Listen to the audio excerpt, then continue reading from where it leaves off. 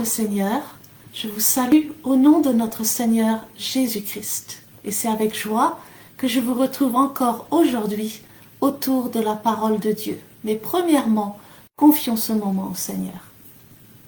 Seigneur Saint-Esprit, prends le contrôle de toutes choses. Aujourd'hui, Seigneur, je prie que tu nous enseignes l'humilité. Au nom de Jésus-Christ. Amen. Donc le message que nous diffusons aujourd'hui s'appelle l'humilité. Et c'est un message qui a été donné par le pasteur Jean-Claude en 2005 dans son église locale de Dublin. Mais premièrement, j'aimerais vous rappeler que les inscriptions à l'école biblique Tetelestai sont ouvertes pour la rentrée de septembre. Donc l'école biblique Tetelestai est une école biblique en ligne, gratuite, et les cours préenregistrés ont été donnés pour la majorité par le pasteur Jean-Claude Ponsou, qui était aussi donc le visionnaire de cette école. Et il vous suffit de remplir le formulaire d'inscription que vous trouvez sur notre site www.lafoivictorieuse.com, où vous pouvez prendre aussi des renseignements au 00 353 87 419 56 70, où vous pouvez nous écrire à l'adresse email pasteurjc@gmail.com. Dans le message d'aujourd'hui, donc le pasteur Jean-Claude aborde le sujet de l'humilité. Le mot humilité vient du mot latin humus, qui veut dire terre. Donc quelqu'un qui est humble est quelqu'un qui se souvient d'où il vient. Il sait que son corps est poussière et que son corps aussi retournera à la terre. Amen. Donc la parole nous dit que l'humilité précède la gloire et que l'orgueil, lui, précède la chute. Le pasteur Jean-Claude nous parle du diable qui est le parfait exemple de l'orgueil. Et il nous parle de Jésus qui est le parfait exemple de l'humilité. Le pasteur nous avertit que l'orgueil peut arriver à n'importe qui, n'importe quand. L'orgueil peut arriver facilement quand nous avons du succès, et c'est là qu'il faut faire donc très attention. Le pasteur Jean-Claude nous relate comment, au début de son ministère, l'orgueil était entré en lui sans qu'il ne se rende compte. Et pour avoir été très proche du pasteur Jean-Claude en tant que son épouse, je dois dire qu'il s'est vite ressaisi. Et j'admirais chez lui comment, quand il était injustement critiqué et même calomnié, il n'essayait jamais de répondre ni de se justifier. C'était une grande force chez lui qu'il avait développée à force de faire le ministère. Amen. Et à la fin de sa vie, il était persuadé qu'il avait eu peu d'impact et il considérait son ministère comme un échec. Et je dois dire, personnellement, j'ai été très surprise après sa mort de découvrir le véritable impact de son ministère et aussi le nombre de personnes qu'il avait affectées. Mais c'est peut-être mieux ainsi, car cela lui a permis de rester très simple. Nous reconnaissons souvent quelqu'un qui est fier dans sa manière de parler. Et écoutons Satan parler de lui-même. Amen. On appelle ce passage les 5 J-E de l'orgueil. Ésaïe 14, versets 13 à 14. C'est Lucifer qui parle avant sa chute. Je monterai au ciel. J'élèverai mon trône au-dessus des étoiles de Dieu. Je m'assiérai sur les montagnes de l'assemblée, à l'extrémité du septentrion. Je monterai sur le sommet des nues. Je serai semblable au Très-Haut. Amen. Écoutons maintenant Jésus parler de lui-même. Jean 5, verset 19. En vérité, je vous le dis, le Fils ne peut rien faire de lui-même. Il ne fait que ce qu'il voit faire au Père. Verset 30. Je ne cherche pas ma volonté, mais la volonté de celui qui m'a envoyé. Verset 41. Je ne tire pas ma gloire des hommes.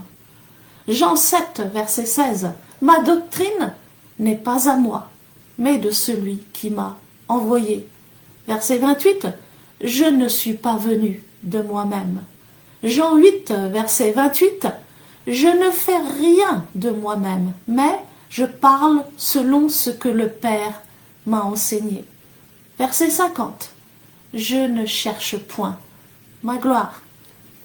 Celui qui est humble ne parle pas de lui-même et ne cherche pas sa propre gloire.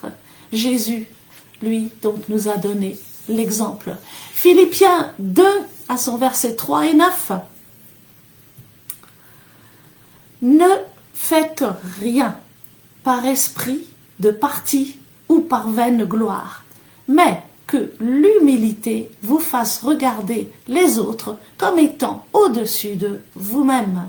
L'humilité nous fait regarder les autres au-dessus de nous-mêmes. Verset 4. Que chacun de vous, au lieu de considérer ses propres intérêts, considère aussi ceux des autres. L'humilité ne considère pas ses propres intérêts, mais considère les intérêts des autres. Verset 5. Ayez en vous les sentiments qui étaient en Jésus-Christ, lequel, existant en forme de Dieu, n'a point regardé comme une proie à arracher d'être égal avec Dieu, mais s'est dépouillé lui-même en prenant une forme de serviteur, en devenant semblable aux hommes et ayant paru comme un simple homme. Il s'est humilié lui-même, se rendant obéissant jusqu'à la mort, même jusqu'à la mort de la croix. C'est pourquoi aussi Dieu l'a souverainement élevé et lui a donné le nom qui est au-dessus de tout nom. Jésus s'est dépouillé lui-même de sa divinité et a revêtu notre humanité. Jésus s'est humilié lui-même et il s'est rendu obéissant jusqu'à la mort. C'est pourquoi Dieu l'a élevé au-dessus de tout nom. Dieu l'a élevé parce que il s'est humilié lui-même. 1 Pierre 5, versets 5 à 6 nous dit: Et tous, dans vos rapports mutuels, revêtez-vous d'humilité, car Dieu résiste aux orgueilleux, mais il fait grâce aux humbles. Humiliez-vous donc sous la puissante main de Dieu, afin qu'il vous élève au temps convenable. Dans tous nos rapports avec les autres, revêtons-nous d'humilité. Considérons les autres au-dessus de nous. Humilions-nous nous-mêmes avant que Dieu nous humilie. N'attendons pas que Dieu nous humilie. Ce ne serait pas une bonne idée. Amen.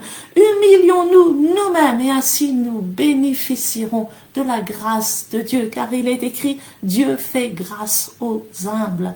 Il y a une connexion entre l'humilité et la grâce. Il y a aussi une connexion entre servir et les honneurs.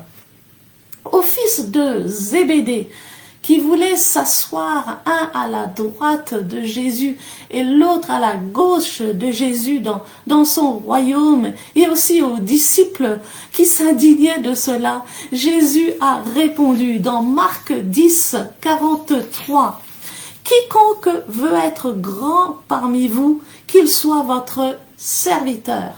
Et quiconque veut être le premier parmi vous, qu'il soit l'esclave, il a dit, l'esclave de tous. » Même pendant le dernier repas, avant sa crucifixion, où Jésus inaugurait la Sainte Seine, il est écrit dans Jean 22, 24. Il s'éleva aussi parmi les apôtres une contestation. Lequel d'entre eux devait être estimé le plus grand? Vous imaginez, les disciples, amen, pendant ce repas de la Sainte Seine, juste avant que Jésus aille à la croix, leur problème était de savoir qui était le plus grand. Amen, la nature humaine est grave. Verset 26, Jésus leur dit, que le plus grand parmi vous soit comme le plus petit, et celui qui gouverne comme celui qui sert. Car quel est le plus grand, celui qui est à la table ou celui qui sert? N'est-ce pas celui qui est à la table? Et moi, cependant, je suis au milieu de vous comme celui qui sert. Jésus a donné l'exemple à tous ceux qui voulaient être grands dans le royaume de son Père. Premièrement, ils doivent devenir des serviteurs. Pour terminer, je veux juste dire un mot au sujet de la connexion entre la sainteté et l'orgueil.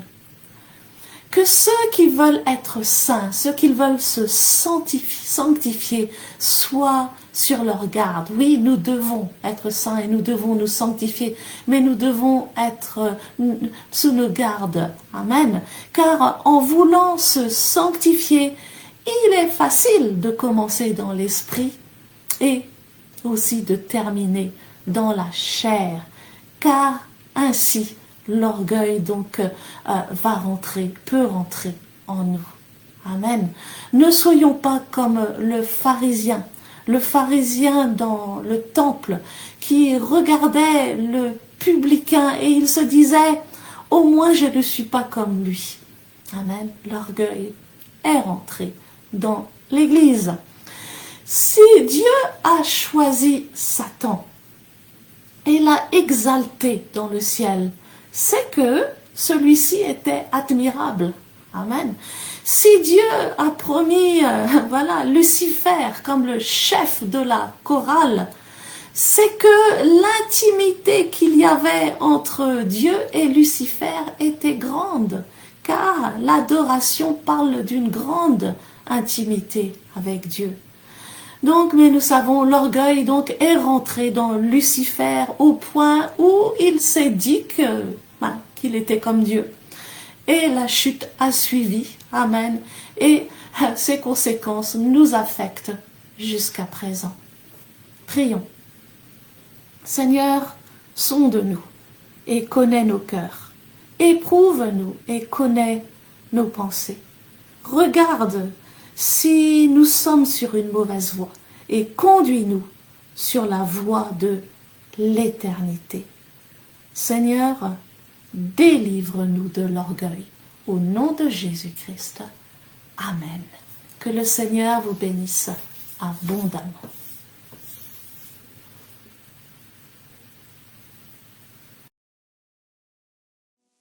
Seigneur, merci pour ce moment où nous allons partager la parole. Entre tes mains, Seigneur, je remets toutes choses. Merci de ce que tu es celui qui parle à tes enfants. Merci de ce que tu es celui qui touche chaque cœur qui pourra être concerné par cette parole que tu as prévue pour nous aujourd'hui. Amen. Nous n'avons pas d'anglophone parmi nous aujourd'hui. Okay. Je voudrais parler sur l'humilité et l'orgueil. Amen. L'humilité et l'orgueil. L'humilité est un mot qui est très intéressant. C'est un mot qui vient d'un autre mot, en latin, je crois, il faut que je retourne à mes recherches. Un mot qui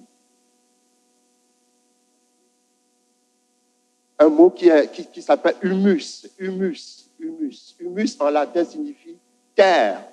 C'est de humus que vient le mot humilité. Donc, quelqu'un qui est humble, c'est d'abord quelqu'un qui se souvient d'où il vient. Alléluia. Parce que nous venons tous de la terre. Nous sommes poussière et nous redeviendrons poussière. Alléluia. En fait, nous sommes esprit, mais nous habitons dans un corps. Amen. Notre corps, c'est la poussière. Donc, l'humilité vient du mot humus, qui signifie terre. Ça veut dire pour moi que la personne qui est humble, c'est quelqu'un qui d'abord n'oublie pas d'où il vient. Vous avez déjà rencontré des gens qui ont oublié d'où ils venaient? Vous avez souffert ensemble. Il y a eu des temps dans votre vie où vous étiez ensemble. Vous mangez du pain et de l'eau ensemble. Vous avez tellement galéré ensemble. Et puis un jour, cette personne a eu une promotion, est devenue quelqu'un de grand dans la société. Et bizarrement, quand cette personne vous voit, elle tourne la tête ailleurs comme si elle ne vous a jamais connu, alors que vous étiez ensemble à manger les pains secs et de l'eau avant. Alléluia! On peut dire que cette personne a oublié d'où elle venait. Alléluia! Celui qui est humble, c'est celui qui, à chaque fois, a cette conscience qu'il n'est rien et que tout ce qu'il est, c'est par la grâce de Dieu. Amen. Lorsque nous allons dans Proverbes chapitre 15, à son verset 33, la Bible dit dans Proverbes chapitre 15, verset 33, quelque chose de très intéressant. La Bible dit tout simplement, l'humilité. Vous ne connaissez pas ce verset? L'humilité précède la gloire. Ça veut dire que quand tu es quelqu'un de humble, quelqu'un de simple, quelqu'un qui marche dans l'humilité, Dieu va t'élever. Dieu va te donner de la promotion. Alléluia. L'humilité précède la gloire. L'humilité précède le succès. L'humilité te conduit dans le succès. Mais encore faut-il, quand le succès est là, encore faut-il, quand la gloire est là, que tu saches garder ton humilité. Alléluia. Parce que tu peux être humble jusqu'à ce que le succès arrive. Et dès que le succès arrive, tu n'es plus la même personne.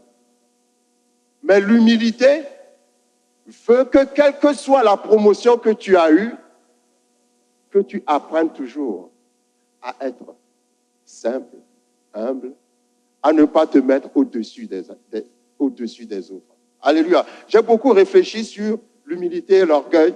Vous savez, parfois on juge facilement les gens en disant « Ah, ben tu sais, telle personne n'était pas comme ça avant, maintenant il est devenu très orgueilleux et tout ça. » Mais vous savez, tout le monde peut devenir orgueilleux. Ça peut arriver à tout le monde, du jour au lendemain. Parfois, quand on n'est pas dans certaines situations, on n'arrive pas à bien comprendre ce qui peut se passer dans la vie de cette personne-là.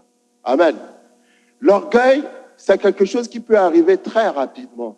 Je ne sais pas pourquoi je suis en train de méditer là-dessus, mais il faut être très fort pour être quelqu'un qui a beaucoup de succès et qui arrive à se maîtriser pour ne pas tomber dans l'orgueil.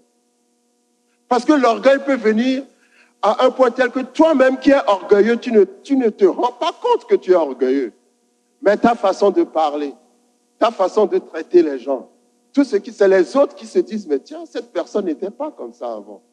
Mais toi, tu as changé. La Bible dit, dans Proverbes chapitre 16, verset 18, que l'orgueil précède la chute. Dans Proverbe 15, la Bible dit, l'humilité précède la gloire. Dans Proverbe 16, la Bible dit, l'orgueil précède la chute. Quand tu es orgueilleux, que tu commences à marcher dans l'orgueil, il faut savoir que bientôt tu vas chuter.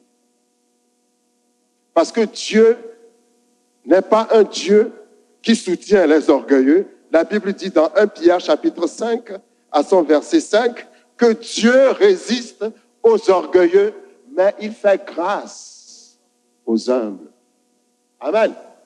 Donc si vous voulez être quelqu'un qui toujours reçoit la grâce de Dieu, il faut d'abord être quelqu'un qui lutte contre l'orgueil, quelqu'un qui est humble, quelqu'un qui sait, comment dirais-je, traiter les autres avec respect, traiter les autres avec avec dignité, traiter les autres comme tu peux te traiter toi-même. Ne pas te considérer. L'orgueil vient d'un sentiment. Ce sentiment, c'est la façon dont tu te considères. Alléluia. Celui qui est orgueilleux, c'est quelqu'un qui se considère supérieur aux autres.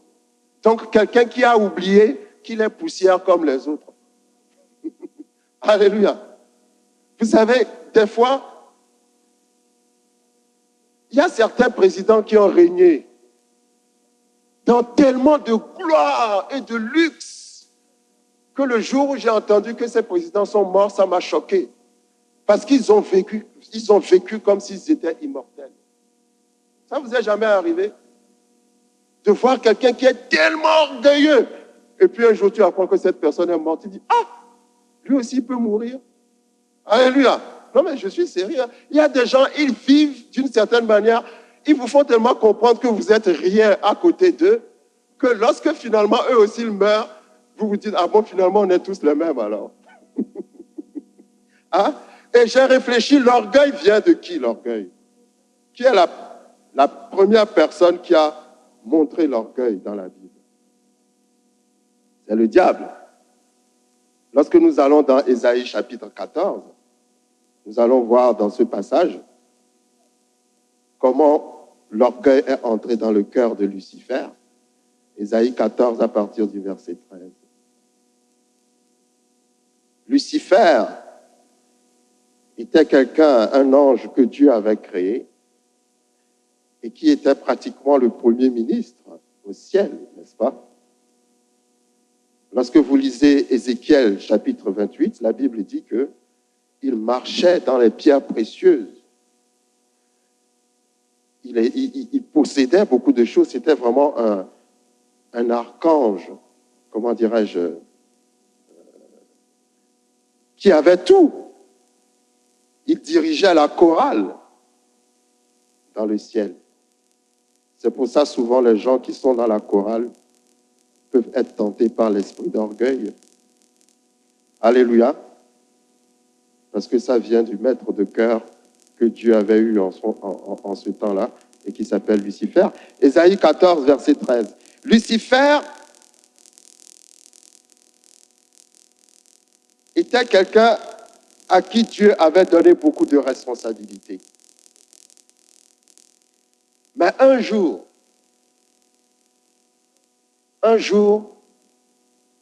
l'ambition a commencé à rentrer dans le cœur de Lucifer. C'est bien d'avoir de l'ambition dans la vie. Dans la vie, il faut être ambitieux. Mais il faut apprendre à avoir des ambitions selon le cœur de Dieu. Amen. Vous savez, quand on vous donne le pouvoir, tout commence toujours bien. Et puis quand on commence à goûter au pouvoir et à la puissance, on commence à voir les choses autrement. Lucifer était quelqu'un qui avait beaucoup de pouvoir et de puissance. Déjà même, lorsque nous voyons Ésaïe 14, à partir du verset 11, la Bible dit, en parlant de Lucifer, ta magnificence est descendue dans le séjour des morts. Donc c'était quelqu'un qui avait une certaine magnificence, quelqu'un qui avait une certaine gloire, quelqu'un qui était, le verset 12 l'appelle astre brillant, fils de l'aurore. Ézéchiel 28 dit qu'il marchait dans les pierres précieuses. Et non seulement ça, mais il conduisait l'adoration au ciel. Vous savez, ceux qui conduisent l'adoration, c'est des gens qui ont une grande intimité avec Dieu parce que c'est à travers l'adoration que vous avez accès au cœur de Dieu. Donc, c'était quelqu'un qui était vraiment très haut placé dans le gouvernement de Dieu. Mais Ésaïe 14, à partir du verset 13, la Bible dit, Lucifer disait en son cœur, c'est de Lucifer que ce passage parle, tu disais en ton cœur, l'orgueil commence toujours par je, moi. C'est jamais les autres, c'est toujours toi. Tu es au centre de tout. Je monterai au ciel. J'élèverai mon trône au-dessus des étoiles de Dieu. Je m'assiérai sur la montagne de l'assemblée à l'extrémité du septentrion. Je monterai sur le sommet des nues. Je serai semblable au Très-Haut. Alléluia. Il avait eu de la promotion et un temps est venu, il voulait dépasser la personne qui lui a donné la promotion. Mais ce n'est pas seulement Lucifer que ça peut arriver. Ça peut arriver à tout le monde. Alléluia. Vous savez, quand j'étais en France, il y avait un premier ministre qui avait été choisi par le président. Et ce premier ministre, à l'époque, était très jeune. Quand il avait pris le pouvoir, il était très, comment dirais-je, très bien, très docile, très... Vous pouvez voir que vraiment, il est un dans l'esprit avec le président. Et puis, un temps est arrivé, il a commencé à dévier de la vision du président de la République. Il avait pris des décisions que le président n'avait pas approuvées. Et il y avait un journaliste qui lui posait des questions sur le fait qu'il a pris une direction qui n'est pas la direction du président de la République. Et il a répondu au journaliste, lui c'est lui, moi c'est moi. Alléluia. Mais au départ, quand il avait pris le pouvoir, quand il a été nommé Premier ministre, il était vraiment très docile. Mais un temps est venu, il pouvait dire maintenant, lui c'est lui, moi c'est moi. Mais c'est lui qui t'a donné cette position. Est-ce que vous me suivez? Mais la position, je ne sais pas, lui est montée. C'est pour ça, je suis en train de méditer sur ça. Il y a certains hommes de Dieu que j'admire beaucoup, comme Benny Hinn, par exemple. Benny Hinn est quelqu'un qui vraiment, que Dieu continue à le garder dans cette humilité. Cet homme de Dieu est connu dans pratiquement le monde entier. Mais il n'a jamais pris la gloire pour lui-même. Il a toujours été très humble. Il faut voir comment il parle, même quand les gens, comment dirais-je, essayent de l'élever un peu, tout de suite il dit non, non, non, non. Si vous avez eu cette guérison, je n'ai rien à voir avec ça, c'est Dieu qui vous a guéri. Alléluia. Et c'est un homme de Dieu que Dieu utilise puissamment. Lorsque vous voyez ces réunions, il y a des guérisons, des miracles, des signes et des merveilles, des choses extraordinaires qui se passent. Mais ça ne lui est jamais monté à la tête. Et ça m'a toujours épaté. Alléluia. Parce que d'autres personnes auraient été à sa place, ils allaient devenir Jésus-Christ numéro 2. Alléluia. C'est comme certains hommes de Dieu, ils commencent bien. Il y avait un grand homme de Dieu qui s'appelle, comment il s'appelait déjà? Celui qui se prenait pour Élie. Non, il se prenait pour le prophète Élie. Ah, j'ai oublié son nom. Mais un homme de Dieu que Dieu utilisait puissamment. Et puis un jour comme ça, je ne sais pas quelle mouche l'a piqué, il s'est fait une robe spéciale pour lui-même. Amen. Et il a décidé, il a décrété que désormais il est le, comment dirais-je, il est Élie, quoi, le prophète Élie. Alléluia. Et à partir de là, oui, il s'appelle Dowi. Et à partir de là, eh bien, comme on a vu tout à l'heure, l'humilité précède la gloire, mais l'orgueil précède la chute. Et bien, quelques temps après, il a chuté. Pourquoi? Parce que Dieu l'utilisait tellement qu'un moment est venu, il a dû se dire, ah, est-ce que c'est lui qui est Dieu ou bien c'est moi qui suis Dieu? Alléluia! Vous voyez, c'est des choses qui peuvent arriver à tout le monde. Donc, il faut qu'on fasse très attention à, comment dirais-je, lorsque nous avons du succès, à la façon dont nous marchons dans le succès. Lucifer avait tellement de gloire autour de lui qu'il s'est dit, je serai semblable au Très-Haut. Alléluia. Il a commencé à avoir des ambitions. Pourquoi? Parce que la position que Dieu lui avait donnée a commencé à monter dans sa tête. Et ça, c'est quelque chose qui n'est pas bien. Et ça, c'est des choses qui peuvent arriver à tout le monde. Même dans les petites, comment dirais-je, même dans les petites positions, c'est des choses qui peuvent vous arriver. Même en tant que pasteur, vous savez, il y a eu un temps où, quand cette église avait commencé, on avait beaucoup de succès. Alléluia. La salle qu'on occupait avant, quelque temps après, la salle était remplie. Les dimanches, quand on venait, il y avait du monde jusqu'au fond. On commençait même déjà à se dire, ben tiens, il faudra qu'on essaie de voir si on ne peut pas prendre une salle plus grande. Alléluia. Mais inconsciemment, l'orgueil était rentré dans mon cœur. Alléluia. J'ai commencé à parler aux gens, mais je ne me rendais pas compte que la façon dont je parlais aux gens, ça pouvait blesser les gens. Amen.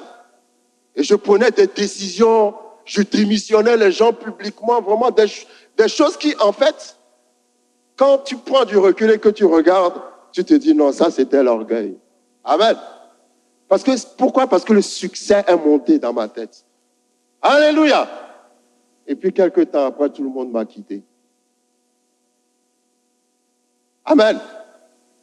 Pourquoi? Parce que l'orgueil précède toujours la chute. Mais après, j'ai appris à comprendre beaucoup de choses.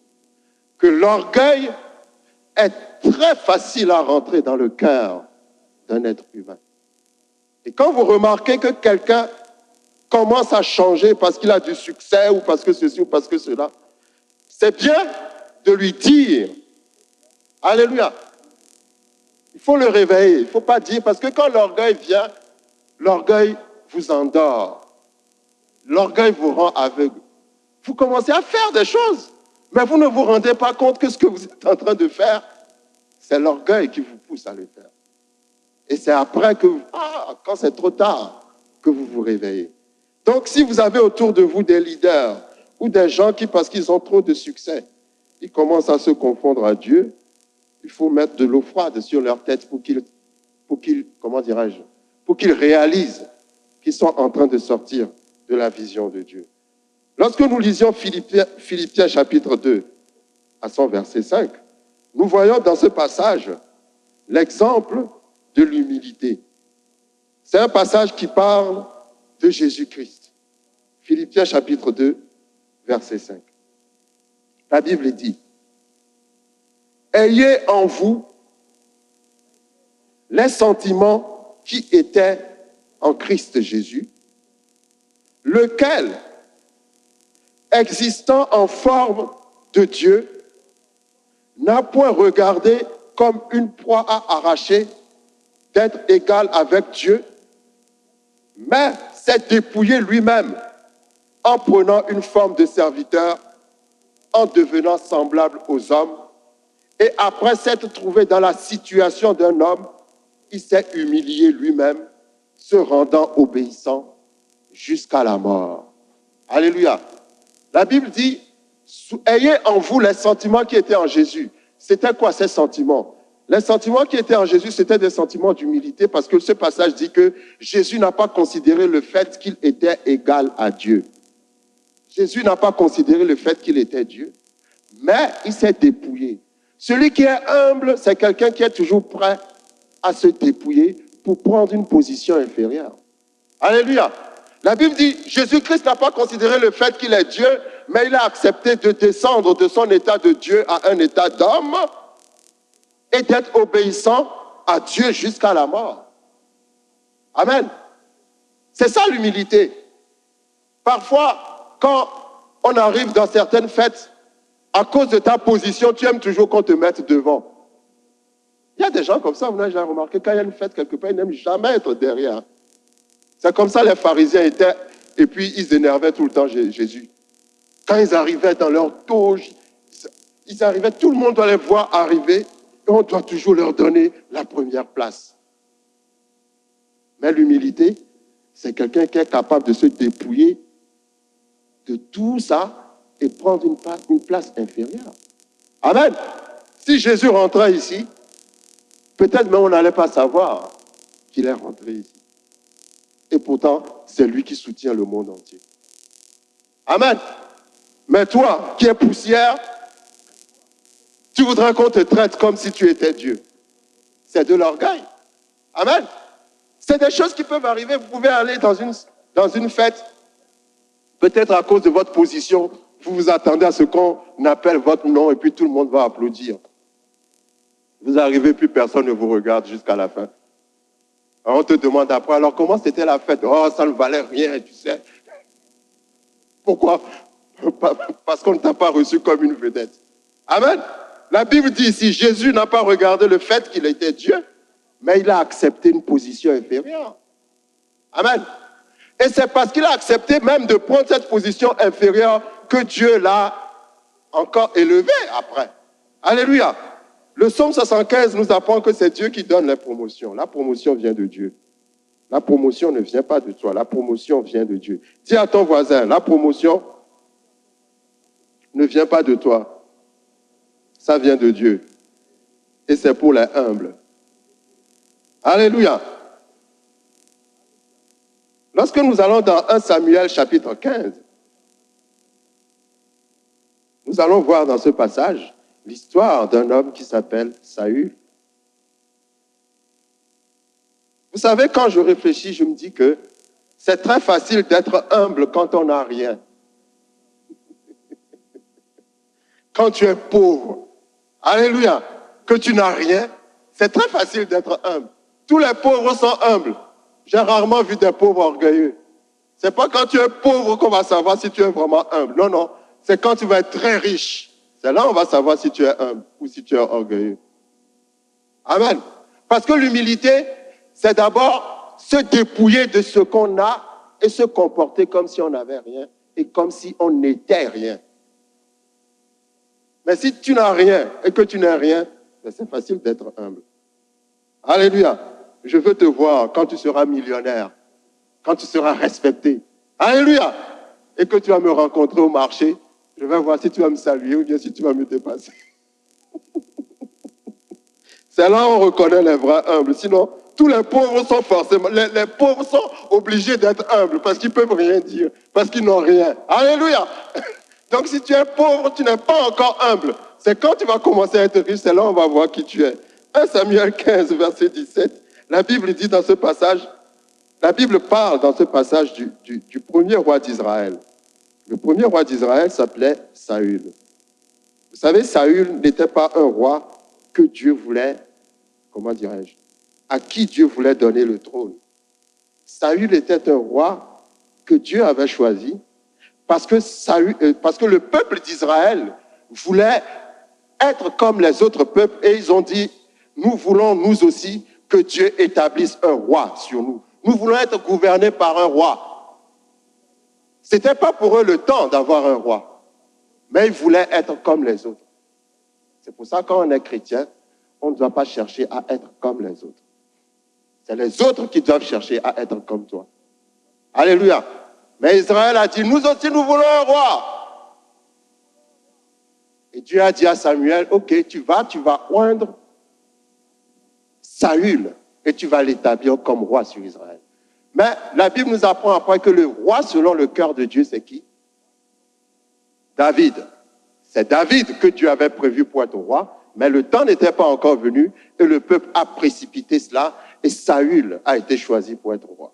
Quand Saül a été choisi pour être roi, Saül était un roi qui était très humble et obéissant. Mais quelque temps après, je ne sais pas ce qui s'est passé dans sa tête, quand Dieu lui disait de faire quelque chose, il faisait exactement le contraire. Alléluia. La Bible n'a pas clairement dit qu'il se prenait pour Dieu. Mais si on doit juger de ses actes, c'est comme s'il se prenait pour Dieu. Parce que quand Dieu lui dit, quand tu vas faire la guerre dans telle ville, il faut sacrifier tous les animaux de la ville. Lui, il sacrifiait les animaux qui étaient malades et puis prenait les animaux les plus robustes et il les ramenait chez lui. Mais ce n'est pas ce que Dieu a dit. Et un jour, il était encore parti à la guerre et il a fait le contraire de ce que Dieu lui a dit. Et le prophète Samuel est venu pour parler au roi Saül. Et il lui a dit ceci dans 1 Samuel 15, verset 17. Et ça m'a beaucoup touché. Samuel lui a dit, « Lorsque tu étais petit à tes yeux, n'es-tu pas devenu le chef des tribus d'Israël et l'Éternel ne t'a-t-il pas oint pour que tu sois roi sur Israël ?» Le prophète lui a dit, « Comment es-tu devenu roi ? Tu n'es pas devenu roi parce que Dieu avait prévu que tu sois roi. Tu es devenu roi parce que tu étais quelqu'un qui était petit à tes propres yeux. C'est-à-dire quelqu'un qui était humble. Quelqu'un qui ne se prenait pas pour, je ne sais pas, le centre du monde.